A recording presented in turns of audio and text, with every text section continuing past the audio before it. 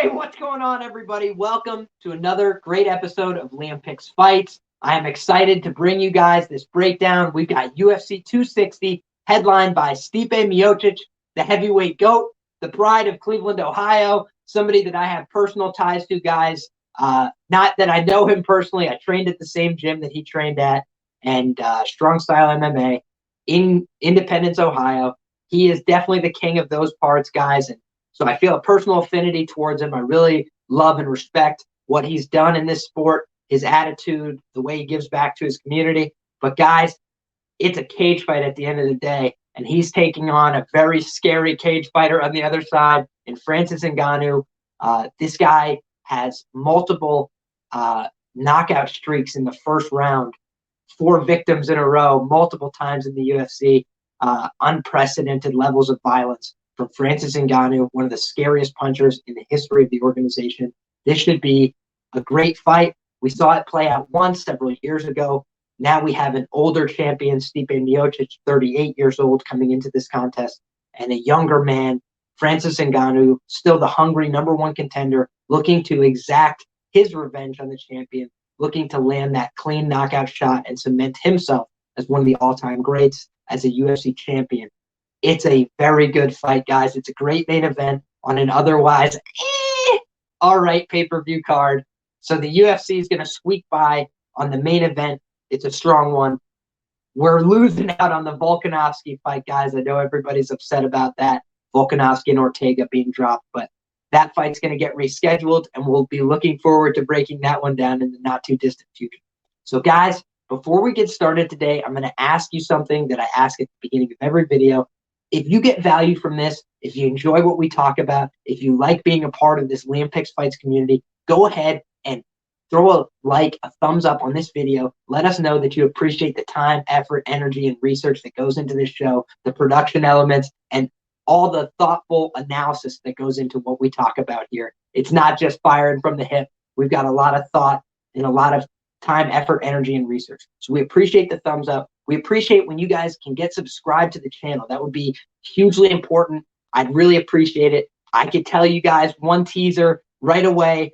Michael Chandler, I think he should be the favorite in this lightweight championship fight against Charles Oliveira. I'd be happy to break that down, and I'm going to be next week on this channel. That's just one more reason why you guys should be getting subscribed if you want to hear up-to-date breakdowns for the UFC, for mixed martial arts, combat sports. I'm your guy, Liam Picks Fights. I'm going to be breaking it down a lot, guys, so you're going to want to subscribe now.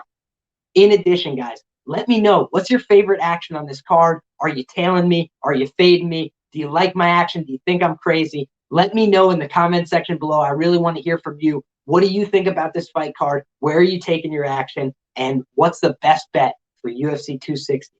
Everybody wants to know, who do you got in the main event? That's the ultimate question. Heavyweight banger, sharps, casuals, everybody's split on this fight. Francis Ngannou here opened as a -225 favorite.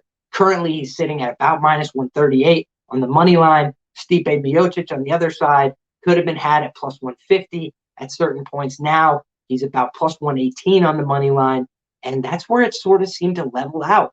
Perhaps we'll see more late action come in on either side. I think that there's going to be some sharp action probably coming the way of Francis Ngannou late, but I wouldn't be surprised either to see a lot of sharp action come in on Stipe Miocic. This is such a tricky fight, guys, because you can see a clear dichotomy in how this fight plays out. If the fight ends early, I think that we all anticipate it's most likely to be a Francis Ngannou knockout. It's most likely to be a vicious, violent strike, one of those 2 big clubbing hands landing on the champion and putting him out cold.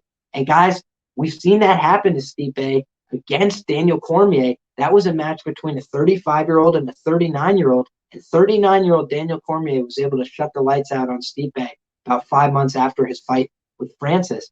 Now, are we to assume that Francis can't do what DC did? I think that Francis has the power to do what DC did and put Stipe out early.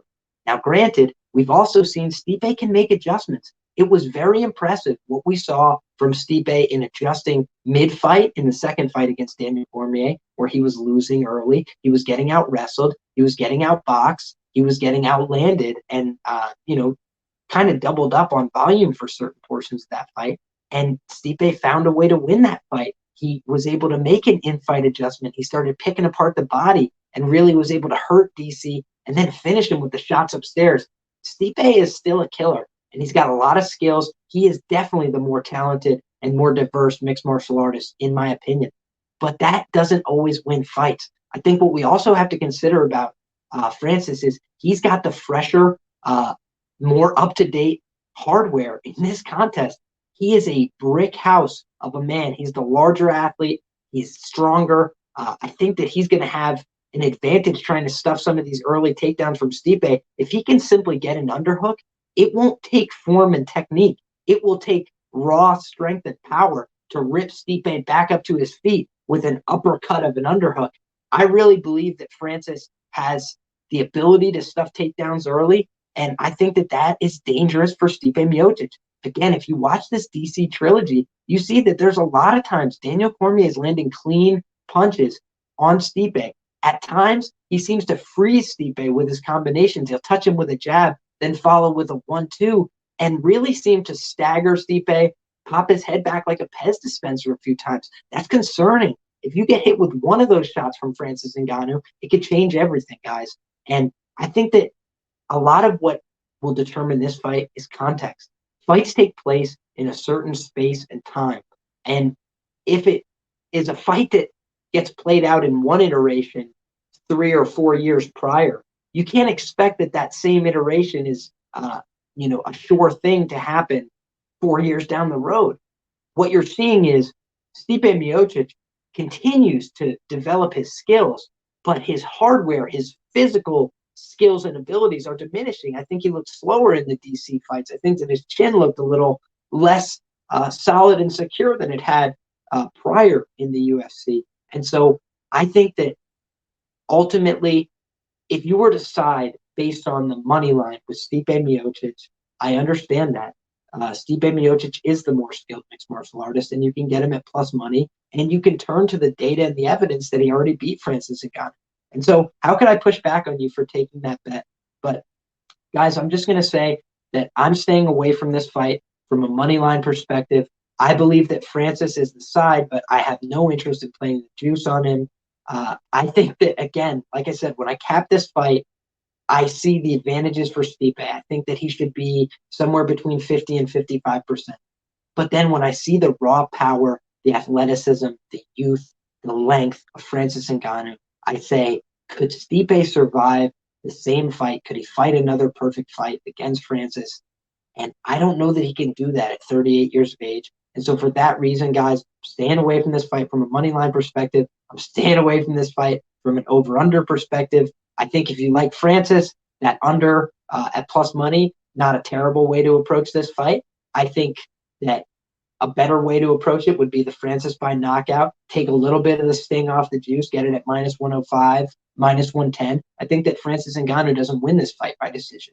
I think that Francis Ngannou is pretty KO or bust in this situation, and I normally don't like to back fighters like that.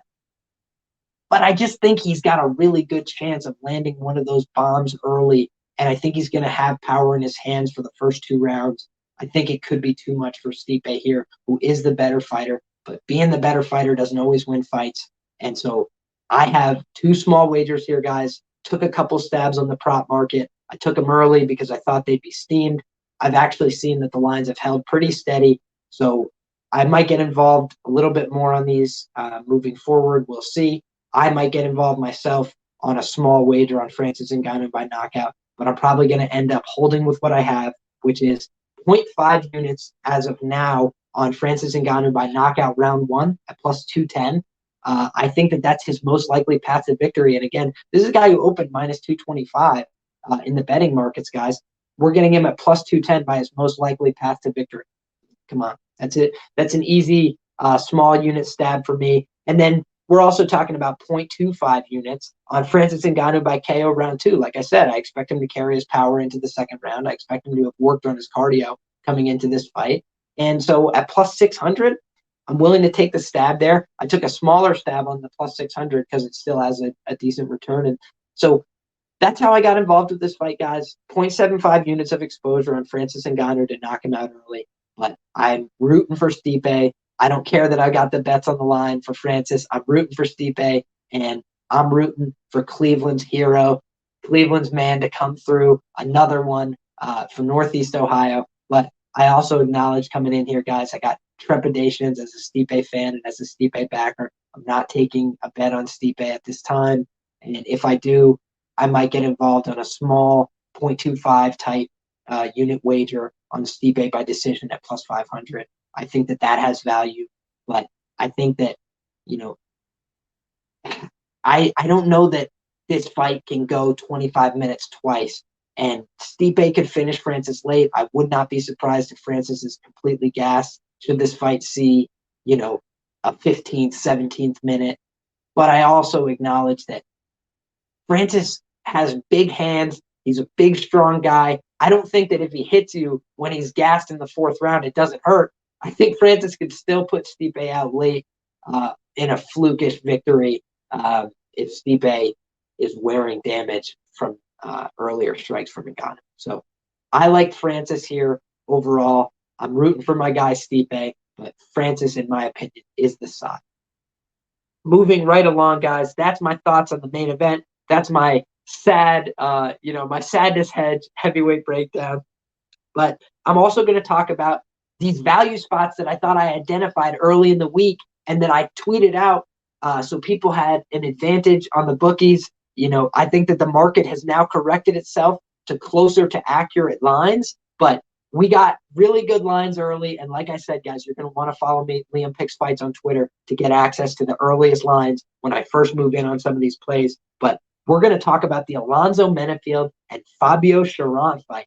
Guys, I took one unit under 1.5 rounds at minus 120. You can see the smile on my face because the market has already moved this line out to minus 145. So we went from closer to a 55% indication and closer to 60% indication. And I think that could continue to climb by fight time. Now, Fabio Cherant missed weight for this fight. He came into this fight on short notice, having fought a 5-round fight in LFA in February. So this guy has been active recently, and it was a 5-round slugfest in some ways. I think he did dominate the action. I watched that fight, but I wasn't completely blown away. It was against Myron Dennis, tough washout, not a bad fighter, but not a great fighter. I thought that it was a forgettable performance from Cherant, but I do think that he showed a lot of improvements from his prior fight. So if you had only seen his early tape and not his most recent fight with Myron Dennis, I think you would think Fabio Cherant's not that good. He's not bad. I just don't know that he's ready for the UFC level. We've seen him get knocked out in under 1.5 rounds before. And Alonzo Menifield, all of his professional victories have come inside the first 6.5 minutes. So he's a minus 275 favorite at the spot. We've seen that he tends to get his opponents out of there very fast if he's going to win the fight, typically in the first round, occasionally the first minute of the second round. So we know Alonzo Menifield's looking for that early finish. He's the minus 275 favorite, and yet the under 1.5 rounds is at minus 120. So we have what amounts to 70+% indication on Alonzo Menifield, and yet we can't get to above a 55% or 54% indication on the under 1.5 rounds. Didn't make sense to me early. I tweeted that out. I got it out to people, and I think a bunch of people were able to take advantage of that. And again, that line's at minus 145. I don't know that it has as much value now, but if you like the Alonzo Menifield side here and you don't want to pay the price, we know that Alonzo Menifield tends to get people out of there early when he wins. Maybe you consider shortening the price on Alonzo Menifield by taking the under 1.5 rounds in that spot. So moving right along, guys, we're going to talk about another light heavyweight fight. And again, we're betting violence on this card, guys. I'm betting violence in a few of these spots. I'm betting on Michal, Oleksiejczuk. Forgive me, my Polish friends, if I'm butchering that name. I'm trying my best. Michal, Oleksiejczuk, and Modestas, Bukauskas. So we've got the Battle of Europe, all right? We've got two guys, not the easiest names to pronounce, but both of these guys have a lot of finishes. Both of these guys tend to be killer be killed type fighters. We've seen Oleksiejczuk, his last 2 times out, finished via submission. His gas tank has been less than desirable in the UFC, and that's starting to show through. In addition, you look at the wins of Michal Oleksiejczuk, not altogether too impressive. He has a win over Khalil Roundtree that was overturned based on a USADA suspension. And in addition, he has wins over John Vellante and Gadzhimurad Antigulov, neither of whom are very good. And he knocked both of them out in the first round. So I don't know exactly how much that tells us about Oleksiejczuk, but what I do know is that he's a very hard puncher. He hits to the body. He's dangerous. He was kind of beating the hell out of OSP before he got submitted by him. And in the Jimmy Crute fight, he just got taken down, rinse and repeat over and over until he got submitted. And I think he just got tired and outworked by Jimmy Crute, who's a real problem in this light heavyweight division and who I rate quite highly. So I think that Oleksiejczuk has potential. He's a young guy. I think he's 26 years old in this contest, 14-4. So he's not a bad fighter, but I haven't been altogether too impressed by his run in the UFC. And he's a -170 favorite, so I wasn't exactly thrilled to play him money line at that price. And then on the other side, we got Bukauskas, who has some decent skills. If you watch his regional footage, a lot of it's concerning because he spends a significant portion of his fights getting taken down, working his way back up against the cage, trying to scramble back up to his feet. But he also tends to get these late finishes in fights where he's kind of losing, kind of getting beat up a little bit, comes back and finds a finish. And he did that several times on the regional scene that I watched. We saw he got one win in the UFC, albeit with a little controversy. I think that some people were overblowing the fact that the cage door was open. I don't really know why that guy was going to sit against the cage anyway. He should have been looking for his stool. It was in between rounds. So I do think that Bukauskas got a, kind of a lucky-ish TKO win, but a win nonetheless, and you'll take it however you can get it in your UFC debut. And then he gets fed to the wolves. He gets Jim Crute, and he got knocked out as opposed to Oleksiejczuk, who got submitted. He got knocked out viciously, and it was fast. But I listened to the interviews with Bukauskas this week, and I really like what I heard from him in terms of his attitude about it. He talked to Jimmy Crute right after that fight. He said they went out for beers. He heard why he was doing so poorly. He said he changed some things about his camp, worked on his tools, tried to focus on his mentality and coming in, trying to focus on imposing his game plan. I think that I heard a lot of things that I liked from Bukauskas in this spot. I considered targeting him at +145, given the fact that Oleksiejczuk's gas tank has left a lot to be desired. But the problem and the huge red flag on Bukauskas in this spot, guys, he's been KO'd in the first round 3 times. It's all of his professional losses have been in the first round by knockout.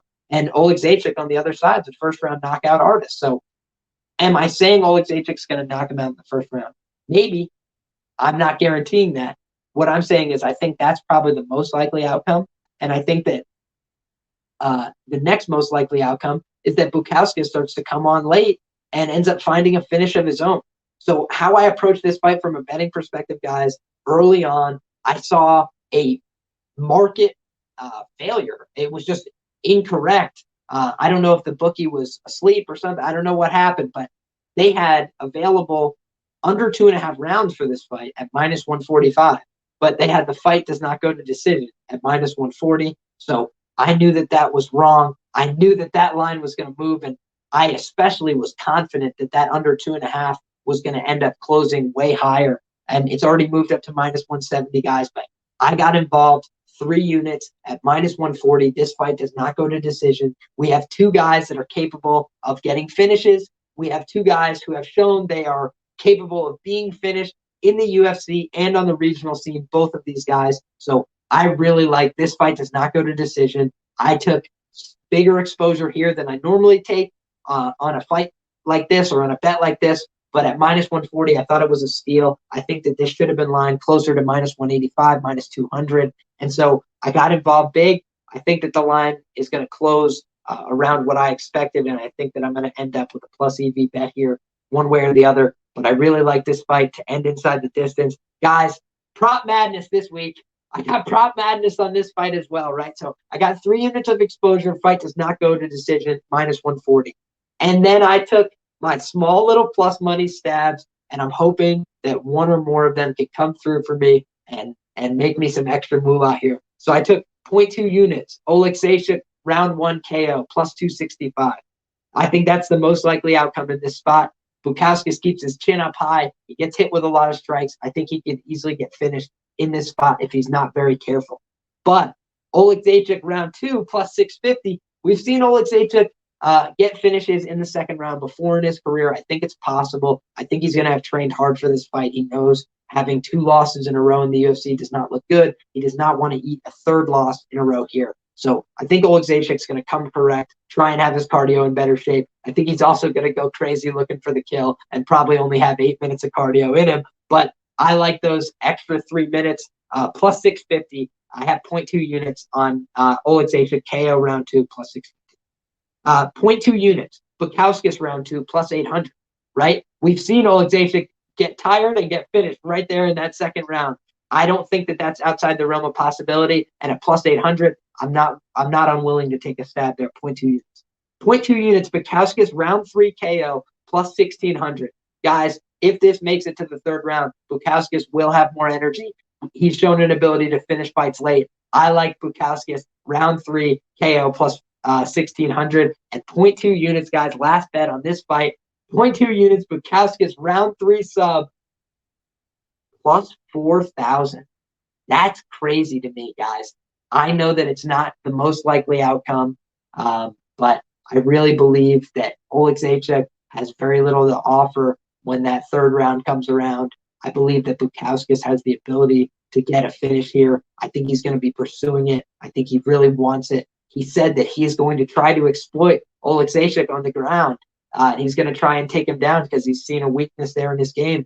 I would not be surprised if Bukauskas tries to sub him late, if Oleksiejczuk, who's very tough and very durable and hard to finish with strikes, if he's surviving some of the striking exchanges but tiring out in round 2, I would not be surprised to see Bukauskas shoot a takedown and finish him on the ground in round 3. And so I'm willing to take a small 0.2 unit stab.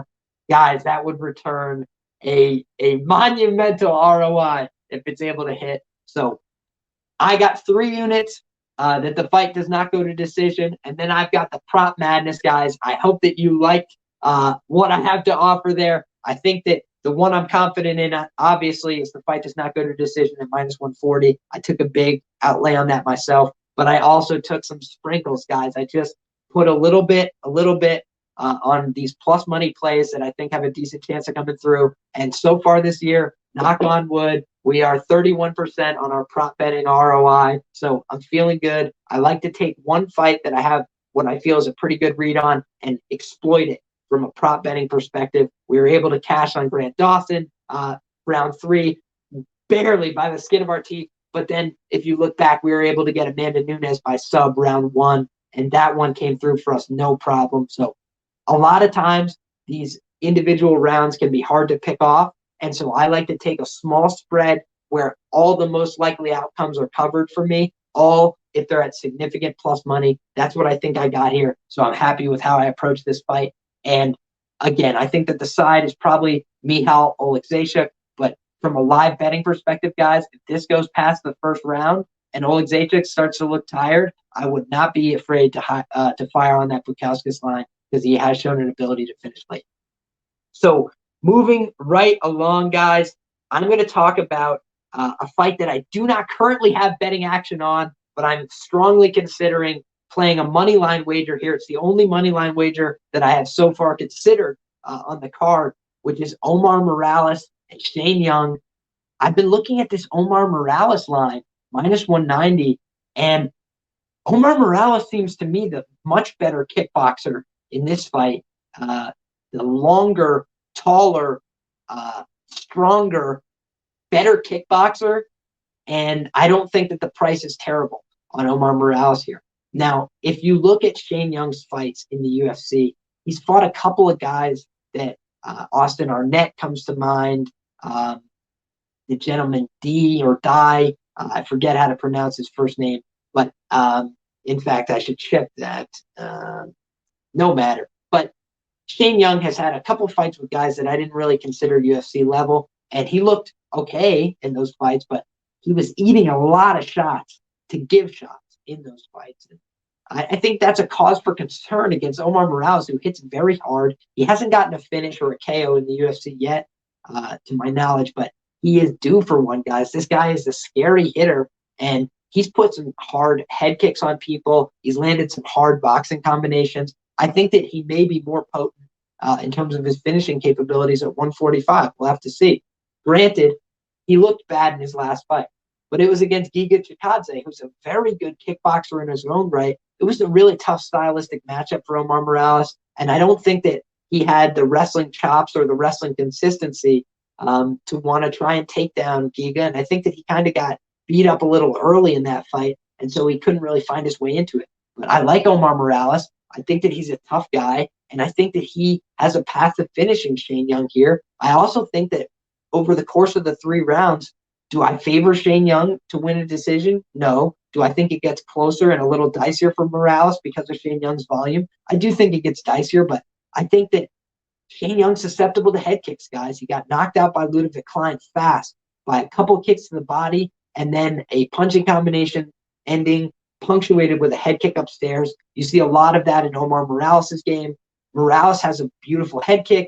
He's got good punching mechanics. He's not afraid to move forward. And I think that that's important against Shane Young, who will want to take the initiative, who will want to move forward. I think he's going to get pushed back for large portions of this fight. And so for that reason, I think that there's upside here on Omar Morales, minus 190. I think there's value on him to probably minus 205.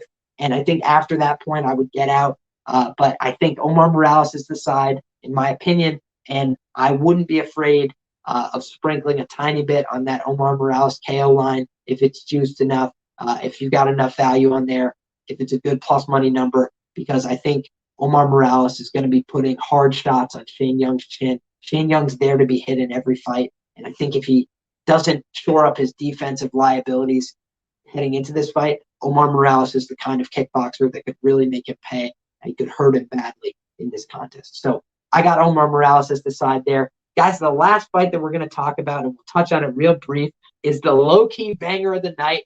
And you might be saying, Liam, it can't be that low-key if it's Sugar Sean O'Malley. He's one of the biggest favorites on the card. So how could this be the low-key banger of the night? I think that this fight's a little mislined.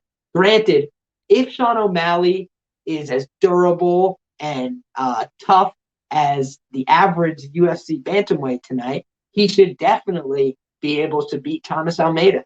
However, we haven't necessarily seen that from Sean O'Malley so far in his UFC run. His durability has been a bit of an issue for him. Whether you want to acknowledge it or not, that Sukmatok fight, his legs gave out on him there. He was hardly able to stand. He was hardly able to work from guard. And he was, yelling, screaming in agony. He had to tell the ref, I'm not tapping. That's a scary proposition when you're fighting somebody like Thomas Almeida, who his last time out was throwing and landing a lot of solid calf kicks, a lot of decent inside low kicks. I think that Thomas Almeida is very likely to get starched early in this contest, to get hit by one of those clean shots from O'Malley and go down. But if that doesn't happen, Thomas Almeida's got good low kicks. He's got good aggression. He's willing to push at pace. We've seen him dropped a lot in the UFC. We haven't seen him finish all that many times. Granted, the Cody Garbrandt loss was bad. The Font loss was bad. But Almeida's fought a significantly tougher level of competition, in my opinion. And I think that this is a guy who's trying to double down on his career. Plus 270, I don't know that I'm enticed at that number. I would probably only get involved if the Almeida side reaches plus 300 or more. But I think that O'Malley is likely the side here. I just think that given his durability and his leg issues in the UFC, and he's coming off a surgery, he's coming off his first knockout loss, he's coming in talking crazy still about how he's undefeated and this and that. I have some red flags in my mind on Sean O'Malley. I've made money this year fading the hype before, including on Kevin Holland in the Derek Brunson fight. So I don't know, guys. I actually faded Sean O'Malley his last time out against Chito Vera as well and was able to cash that ticket. So I might have to fade him again here if that Almeida side gets much juicier. I think Almeida by KO, TKO, or DQ at plus 575, plus 600. That's probably a decent enough spot. I might get involved if I can get that line. But overall, I think that this fight, either way, is going to end in a finish. I think somebody's going to sleep here. It's minus 210 that this fight doesn't go to decision, so I'm not going to get involved on that price. But I think that this is the low-key banger of the night. I think that Almeida's coming out here fighting for his job, fighting for his pride, fighting for everything that he believes in. And I think that he's really going to try and put it on Sean O'Malley, who might have some confidence issues given the fact that he's coming back off his first knockout loss to Chito Vera. Let's see what happens. I think O'Malley's the better and more talented guy, but I think his durability is a cause for concern. I think it creates fireworks. I think they match up in a very interesting way. The UFC has been hitting the freaking ball out of the park in terms of the matchmaking recently, which is why Liam, who picks fights, is staying off the money lines a little bit on this card and letting it play out on the prop market where I've had some success and where I feel like I was able to get involved early and get a bunch of value. So what I want to tell you guys in closing today is that I'm very thankful for everybody who gets involved. I'm very thankful for everybody who tunes in and watches the show. I'm very thankful for every one of you who have subscribed to the channel. I could not do this without you, and I really appreciate all the love and support. If you can share this show with somebody else who loves combat sports, I'd really appreciate it. If you get value from this show, retweet it, post it, put it out on social media, let somebody know what we're doing here, and get involved in the comment section, guys. Let me know where you're taking your action. I want to develop a positive community, people that are here to have fun, to make money, to turn a profit, and to watch these fights and to enjoy. And at the end of the day, that's what it's all about. We're here for entertainment. We're here to, make a little money, make a little dough on the side, and get a good return on our fight fandom and our investment in the sport. And that's what I'm always trying to do. I'm trying to maximize it for myself and for everybody who's watching this. So thank you very much from the bottom of my heart. Guys, if you decide to play my picks, that's awesome. Please do so responsibly and legally. And guys, I also, I respect you. If you decide to fade my picks, I understand and I appreciate it. Let me know why. Give me some feedback. Let me know in the comments section. I'm always happy to dialogue about it, whether you're with me or you're against me, whether you're following or whether you're fading, guys. So lastly, I can be found on Twitter at LiamPicksFights, on Instagram at LiamPicksFights. Only combat sports content. That's what you can expect from me. That's what I talk about. That's what I live. That's what I breathe. And that's what I'm doing. I really appreciate you guys tuning in. Come back next Friday, right, for another great episode of Liam Picks Fights. And in the interim, we'll be breaking down the Michael Chandler bet that I already have posted at betmma.tips/LiamHeslin, where all my plays are third-party tracked and you can easily find them. So thank you very much. God bless you all. Enjoy these fights. Let's go, Stipe. Let's go, Cleveland. But either way, let's cash all of these bets. Let's make some money. God bless you all. Take the best informed risk you can. Thank you for watching Liam Picks Fights.